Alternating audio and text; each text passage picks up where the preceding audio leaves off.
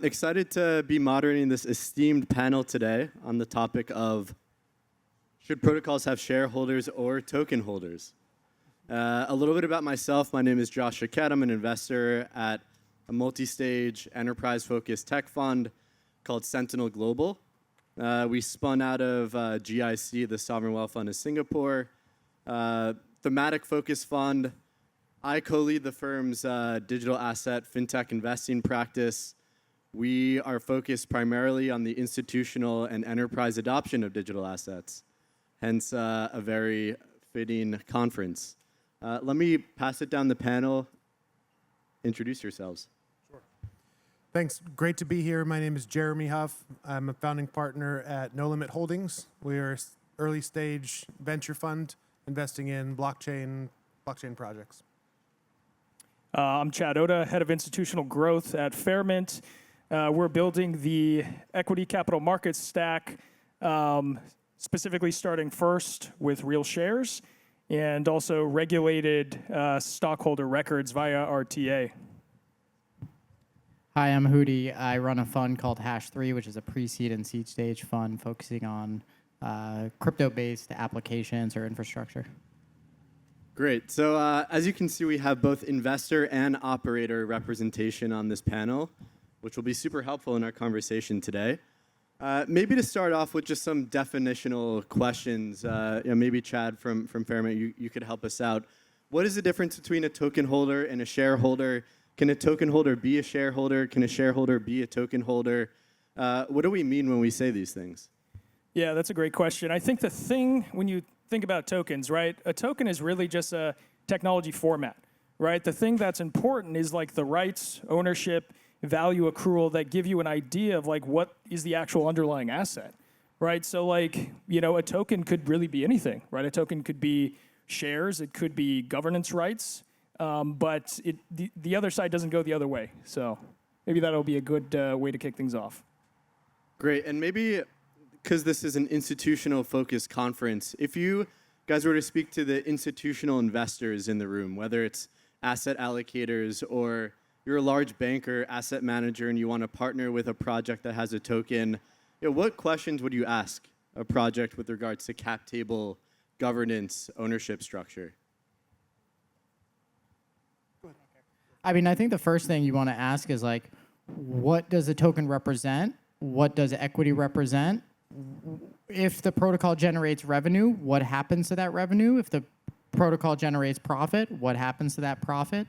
I mean, this is something that, at the pre-seed and seed stage level, maybe a company is ambiguous enough such that, you don't really know the direction that something might go. Oftentimes things pivot and things can pivot successfully, things can pivot poorly. So you just try to cover yourself in the investing process. But as it gets later and later, in particular for institutions, like you should very much so understand this. And my opinion is that the more confusion that the team or the underlying tech causes in some way actually inhibits institutional investors of getting comfortable with that asset, whether it's the equity or the token. And I think we'll probably talk through a bunch of examples of this like later on in the panel. But yeah, I think that's a primary thing to think about. I mean, I just add when we look at companies, we spend time talking to the team about we're interested in the exit plan, and I think that's where shareholder or token holder makes a big difference. Also along the way, but particularly on exit, and I think it's our view, and I think it's a reasonable view that the token is only relevant. The token should only be important if it actually has a real purpose in the context of value accrual for the protocol. So we see projects. If we see projects where what they're doing has no need of a token, if they're not trying to secure an L1, if it's not a utility token, then it makes more sense to simply not have a token, because the token ends up being a lot of sort of dead weight on the entire protocol and on the value accrual stack, because you end up with people worrying about what the token price is when it's actually completely irrelevant to value accrual, whether that's revenue or otherwise. And so we try to have those conversations early, and where protocols say, this is what we're doing, and say, that's fantastic, and they say, oh, and we're doing a token. I think the answer is like, well, let's talk about that. Yeah, I think even one thing to add on that is like on the subject of utility token, a lot of times you can question a team or a founder and say, well, can you just use USDC instead of that token? And they might say, okay, well, we want the token for other reasons, maybe speculative or whatever. But if the token price actually goes up, that can actually inhibit access to your protocol. It's like all of a sudden, the token price goes up 100x. Well, the thing that you're charging for just went up 100x. Like if the right tokenomics aren't in place. And so a lot of times a basic question is like, can you just replace that with USDC? Like, why do you need it? Yeah, I think I echo both of my counterparts here.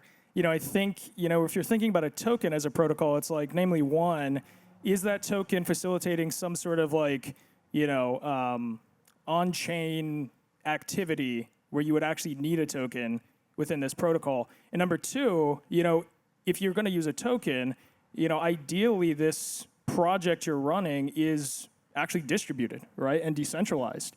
Because then, you can kind of make the argument that it's like, okay, well, maybe equity maybe doesn't make sense for this specific project here. Yeah, so I guess note to the audience, make sure your product is not a token and you're building a product with real utility, where people are willing to spend dollars to use the product. Maybe let's focus on the bifurcation between retail and institutional tokens. There have been a few institutional-focused token projects that have successfully crossed the chasm into selling into enterprise. I think notably Morpho has a relationship with Apollo. BlackRock has a relationship with Uniswap. Canton is obviously a project that is used their token to subsidize and bootstrap their network. What is it about, in particular, about these products that allow them to cross that chasm where others might have failed? I think Morpho is probably one of the best examples, the first one you mentioned, right? It's like, look, there was a private company, right? And then you also had the foundation, and essentially what they did was they took the private company, they put that into a nonprofit entity, right? So now all the value accrual is going to the token holders, right? Now, of course, the token holders don't have, like legal rights or voting rights to the underlying of that IP. But I think it is structured in such a way where it does provide efficacy to just have a token, right? And you don't have any value leakage to like a private company at that point. So I think that's probably one of the best examples that we can talk about. So if there's like a spectrum, one side it's, okay, you just have a token, you have no value leakage, right? There's no other private company. And then you start to see some, other entities, let's say Aave, for example, they still have the private company. A lot of the value accrual does go to the holders of the token. And then on the flip side, on the far right side, it's kind of what we're trying to do at Fairmint, right? It's just like, if there is some sort of commercial ownership, let's give them equity and let's put it on chain. Let's put the system of record, the cap table on chain, and now you can actually make equity move efficiently. So that's kind of the spectrum that we see, but I think Morpho is a really good example for a token only. Yeah, so I think this has been talked about on prior panels. There is the canonical study of this is, or case where this happened was with a cross protocol, interoperability protocol that actually transitioned their token to an equity structure. The reason that, from the outside looking in, that they gave was they wanted to win enterprise contracts. The token acted as a distraction. There was no limited liability corporation that lived in a well-defined jurisdiction. Made it very difficult for them to actually cross that chasm into enterprise. From the investor or operator perspective, for projects that have tokens, maybe the token price is down. Obviously the token premium is compressed over the past 5 years. What would be your advice or recommendation to a project that has a flatline token? I mean, we spend a lot of time thinking about this because we led the pre-seed into Grass, into Wind Labs Grass protocol, and I think it has a very strong business. It's a revenue-generating business, and it's at the intersection of AI and crypto, and they're providing data to train LLMs, generating real revenue, but the token is compressed. And so I think it's something that we spend time thinking about. We spend time talking to them about. And the key is, if they were in an equity market, then they would get a very different bid. And so the question that they're faced with is, how do you get that AI equity bid while still having a token? And the answer could be something like a cross. It could be through a DAT, run a DAT and try to use that as a sort of a proxy. But Grass, I think, is an example where they have been very clean about the way they've set things up. Everything's in a foundation. The foundation owns all the IP, and the token is the only value accruer in the stack. So it should be able to get the entire bid, but if the bid is not there because crypto markets are compressed, then equity also gives you access to a different capital pool. Yeah, and I think historically with these foundation labs entities, there's been a separation between equity holders, token holders, potentially misaligned incentives and interests between the two parties, especially if you look at M&A precedents. You look at Axelar, which was an interoperability protocol. They were acquired by Circle. Token holders got nothing. It all went to equity holders and primarily the team. I think another case study of this is Tensor, which was acquired by Coinbase. So if we look at historically the misalignment of incentives across equity and token holders, how do we fix that problem? What are some solutions? What are you guys seeing in the market for potential solutions? Yeah, I mean, I think that once again, if you just try to drive yourself to simplicity, like the easiest way to fix that problem is you drive to a single asset, right? You drive all the value to a single asset, and there can be pros and cons to that, by the way. So, like in the case of Tensor or Axelar, if you drove Tensor or Cross, if you drove all the value to the token, then there might not even be a chance for an acquisition, or maybe they would acquire the team and then the token is just sort of stranded there. So there's a pro and con to it too, and I think there's a pro and con to driving all the value to equity, right? Which is you have traditional governance rights with traditional companies and equity holders and case law that has existed for 100 years. And if you drive all the value to the token, you have another problem, which is you have to get trust with the market and you have to be very, very transparent with the market. And I think, Grass, you brought up this example of Grass. They just recently had a call in July where they talked to all of, the entire market. They had this public call and they went through all their numbers and everything. And that was a very big transparent moment for them. When people were like, before that, they had to speculate as to what the traction numbers for Grass was. I think Hyperliquid's another good example where they're extremely transparent. Actually, there's a great Dune dashboard that just launched today on Hyperliquid. You go look at their buybacks, their revenue to date, how much builder revenue is, and all the different stats around it. What's the OI, everything by day, week by week, month by month basis. So you need that transparency to exist. And that's not always efficient, by the way. Like buying back your token with all of your profit is not efficient. That's like Apple buying back all of their stock with all of their profit. Like it's nonsensical. It's like you should go invest in other things that have higher ROI than buying back your stock. But that's what you have to do to be transparent to the market. Or just say 50% of our profit's going to go buy it, 50% is going to go to growth, and you hope that the 50% growth has better ROI than the transparency you gain on the other side.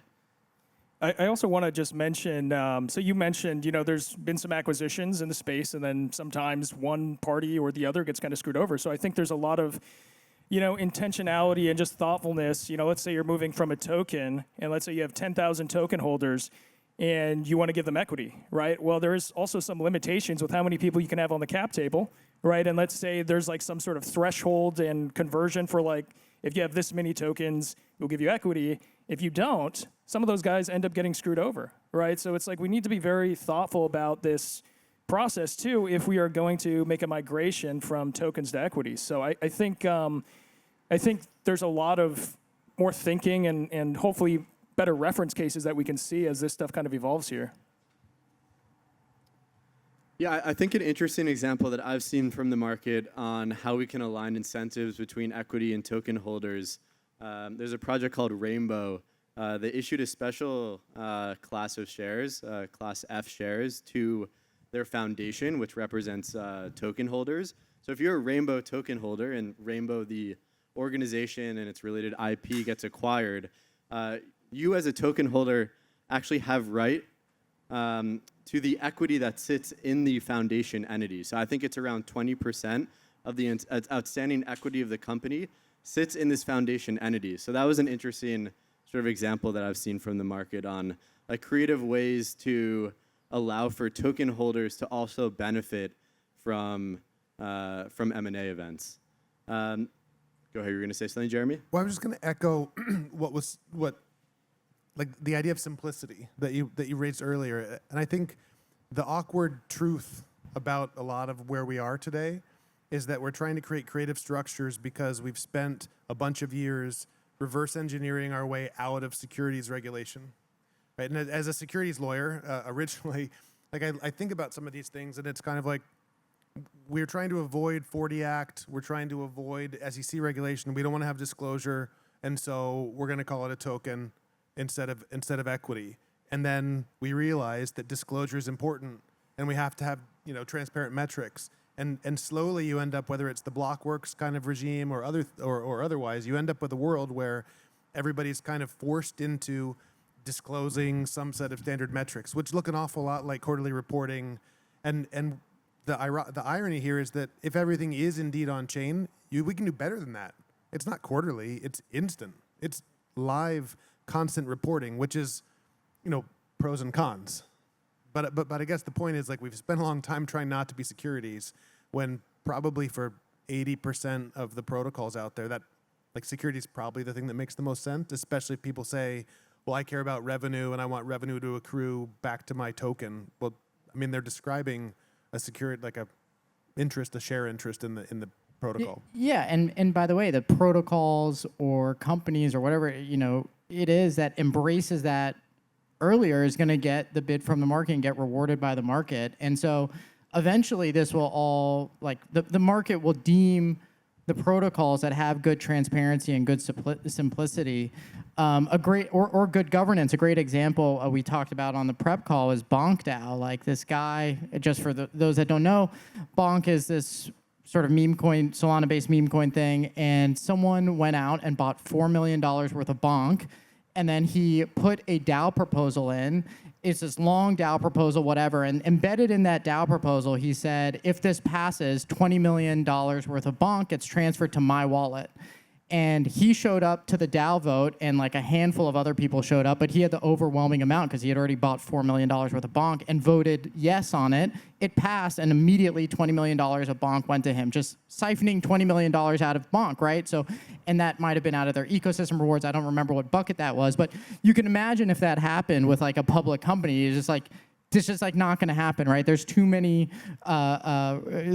gates in place that's just not going to happen. And so, like, the protocols where that can happen should be discounted, because as an investor, as an institutional investor, whoever's going to put a 9-figure sum or buy a 9-figure sum of this token is just not going to be like, oh, the Bonk DAO dude came in and just stole a bunch of money from the ecosystem, So it's going to all work out in the market, I think. But the last, even this past cycle, before we've entered this sort of bear market, it has already become apparent, like, which protocols are being rewarded and which aren't.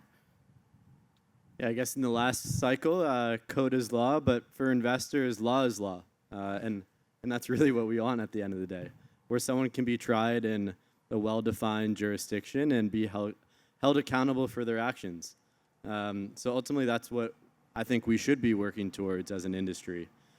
Maybe to speak a little bit about regulation. I mean, I think when I think historically, I think the token market today actually looks a lot like the stock exchange, the New York Stock Exchange, pre the establishment of the SEC in 1932, 1933. The market was, ripe with fraud. There was no federal regulator who saw securities markets or exchanges, and so what we got was rampant fraud and market manipulation. And with the establishment of the SEC back in the early 1930s, in the wake of the Great Depression, it took really responsible projects to come in and register. And a lot of projects actually ended up not registering and leaving the U.S. And a lot of those projects likely ended up dying because they weren't long-term oriented, they weren't responsible, they weren't mature.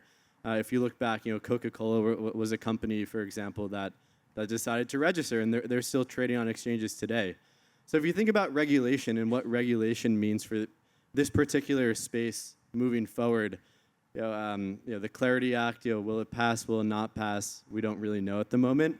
I guess, like, moving forward, do you guys have any, maybe from the legal perspective, do we need any additional law? Do we need any additional legislation to bring these things to market? Well, I think clarity is important. I think there has to be some regulatory framework because the technology is different. And so I think there are, whether it's Clarity establishing a framework for decentralization, because decentralization is different than typical securities. Even if you're sort of relying on some sort of concentrated group of people trying to, in a common enterprise, and it looks kind of like a security, I think if you're sufficiently decentralized, which is where Clarity is headed, then it's different and should be regulated differently. If all the metrics are on chain, I don't know if you need the same disclosure regime because everything's there. You could have discussions about whether or not investors know what they're getting into.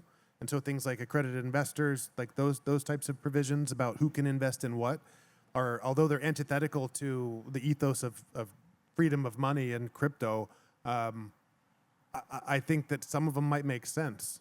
Because people who invested in Bonk would spend a bunch of time like reading what the rules are, and they'd read governance proposals, and so I think the idea of an accredited investor, probably, even though the definition as it stands today may not be the best, but I think that type of those seatbelts are useful in a lot of cases. So I think Clarity or other forms are important. Yeah, I guess that brings us to tokenized equity as just a general category, both private markets and public markets. There are folks that are trying to innovate across both. What role do tokenized equities play in the market? Are tokenized equities a complement or replacement for tokens? Do we think that tokenized equities are better product market fit in private markets versus public markets? What are the things that now that we have our equity on chain in this tokenized form factor, what are the things that weren't possible before that are now possible?